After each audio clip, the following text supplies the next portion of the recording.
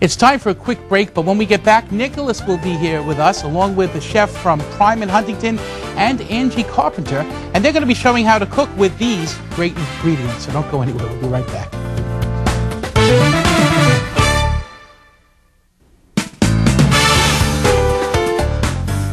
Welcome back to Real Food, everyone. Well, now we're going to do some cooking with these micro vegetables. I'm here with Greg Lauletta from Prime in Huntington and Nicholas Mazzard, of course, we met earlier, from Koppert Cress. And joining us is Angie Carpenter, who serves as the Suffolk County Treasurer, and she's also the chairperson of the Continuing Care Board of our own CHS entity here on Long Island.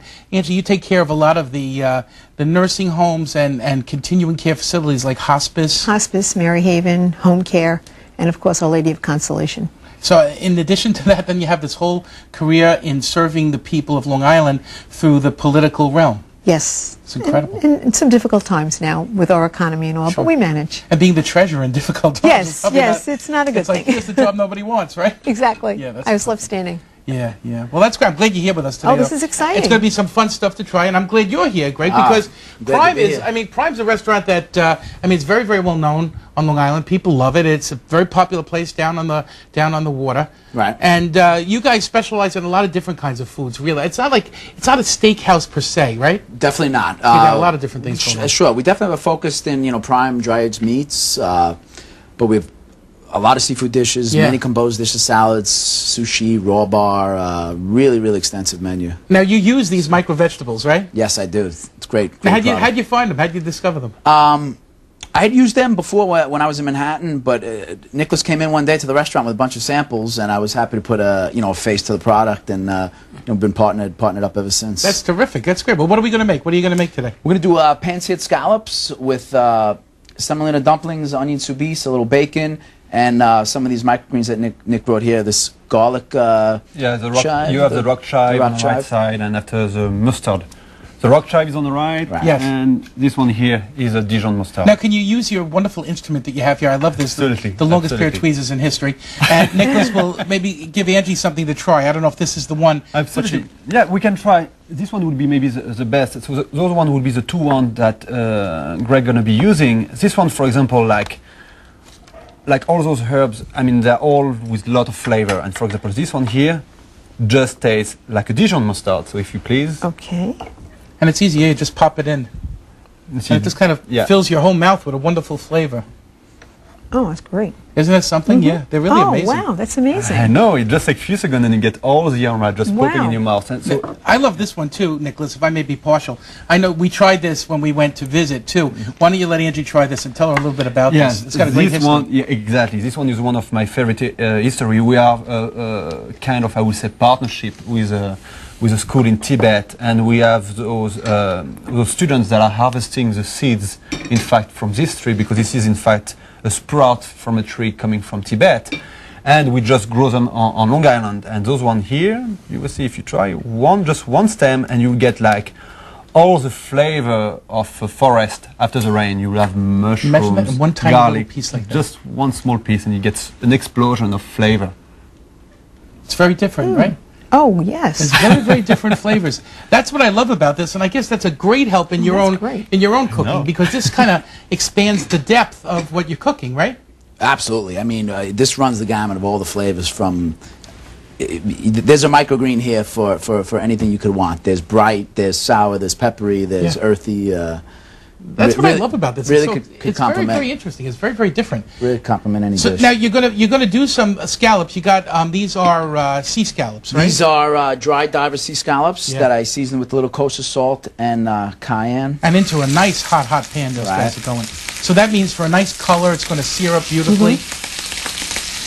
Angie, why don't you talk a little bit about some of our healthcare facilities, because people don't always know that we're involved in, first of all, hospice care, we're involved in home nursing care, and we're involved in nursing home and rehabilitative care, right? Yeah, well, starting with the traditional that most people would relate to a nursing home, Our Lady of Consolation is a 450-bed facility. It was started out as 250. The Sisters of St. Dominic founded it in Amityville, and then it moved to West Islip about 35 years ago. And in addition to traditional geriatric care, when we added 200 beds about 10 years ago, We do rehab from anyone 16 years of age and older. Someone who's been in a skiing accident or what have you can get full rehab care at Our Lady of Consolation. Fantastic, yeah. And then, of course, part of the continuing care is the hospice, end-of-life care. And just recently in Port Jefferson on the campus of St. Charles is an incredible inpatient facility. It's terrific, yeah. And really those people do God's work. Patience and compassion and caring is phenomenal. And then home care. When people, want to stay in their home and you want to keep them in your home if you can, our home care division visits them in their home and takes care of their needs. And then we have the giant Mary Haven, which is so many things. Yeah, many residential facilities for physically challenged, mentally challenged, and workshops, and it really runs the gamut, and they do an incredible job. It's such an important thing that we're always looking out for those who are needy, and as our parents get older and our grandparents get older, we're always taking care of the elderly. That's an important part of every society, every culture. And I think you measure the worth of your society by how they treat their elderly. So if it's done in a respectful manner, it really speaks well. And it's part of the healing ministry of the church, an important thing. Now we have these scallops of look at how nice that came up. Yeah, they're beautiful. They're big. They're big suckers. They're going to take a little while. Yeah, that's all right. We got time for it. But, I'm thinking there's 3 of us. You're out. So that's 3 all of us and 3 of them. That sounds pretty good. Smell nice though, right? They do. Wonderful. Yeah. They really do. Right out now, of the water. Craig, how long you been at Prime? You've been there for a while? I've been there about a year and a half. Okay.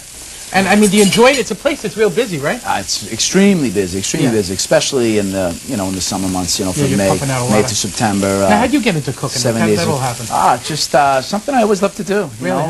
Both my parents were very good cooks. Grandparents. I went through my years of Catholic education, and I was at St. John's in the pharmacy program, and it just really wasn't doing it for me. And a friend of the family was a chef, and started working with him, and you got hooked in like been off to the races ever since. Isn't that great, huh? That's pretty cool. That's a really good thing. What about in your family? Like, was there a lot of tradition around the table and stuff growing up? Yeah, sure. I mean, my father's Italian, and my mother is Swedish, so very different combination. Yeah, very different ends of the spectrum. My father was a good Italian cook, and my mother, to this day, still cooking. Very different. Christmas Eve is a smorgasbord with all. Different kinds of pastries and things. Maybe 25 different things. Really? Different things on the table, little taste in that, and the Italian, which everyone's pretty familiar with. Is, well, Angie, you come from that Italian tradition too, right? Totally Italian. So the holidays are all about the Italian food around the table and everything else? Yes, and my son has carried that tradition. He does the traditional Christmas Eve with all the different fishes and all. That's a wonderful thing. It carries on to the next generation. It does. It's got to make you feel good too, right? It does. Because I feel that same way, like as we carry it on. Nicholas, I know you're from Italy. Yeah, you can tell. You can tell. Southeast. Yeah, Southeast. Very Southeast, exactly. And what about the traditions in your family growing up? Did you have some of that? Yes, my grandfather was a pastry chef. And really? We had a bakery, yes. Oh, wow. So my grandmother was an amazing cook, and always in France we always